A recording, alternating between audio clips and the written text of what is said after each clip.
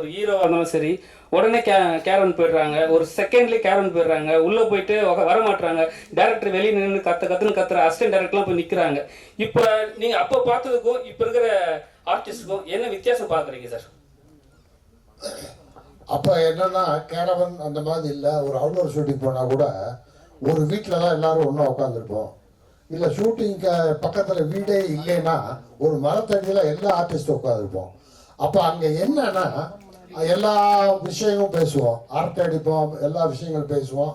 அதுக்கப்புறம் சரி இப்போ எடுக்க போகிற ஷாட்டு இந்த சீன் இருக்கு, இந்த சீனில் ஒரு டைலாக் என்ன, ஏன் டைலாக் இது, நீ இதை சொல்லு, நான் அதை சொல்கிறேன், இது வேண்டாம் கொஞ்சம் டைரக்டரை கூப்பிடு, இப்படின்னுலாம் இதெல்லாம் ஒரு அந்யோன்யம் இருக்கும். மத்தியானம் என்ன சாப்பிடலாம், உனக்கு என்ன, இது மாதிரி ரொம்ப ஒரு அந்யோன்யம் இருந்தது. அது இப்போ குறைஞ்சிருக்கு.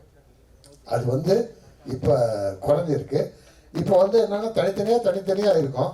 ஆனால் ஒன்று விஞ்ஞான வளர்ச்சியில் வந்து பல விஷயங்கள் வந்து கொஞ்சம் தவிர்க்க முடியாத சில விஷயங்கள் இருக்கும். ஆனால் அதனால் எந்த வகையும் சினிமா வந்து இறங்கிருச்சு அப்படின்னு சொல்ல முடியாது. சினிமா பிரமாதமாக இருக்கு. சினிமா இன்னைக்கு முன்னேற்றமாக இருக்கு. அன்னைக்கு நாங்கள்லாம் ஒன்றா இருந்ததுனால பிரமாதமாக நடித்தோம்.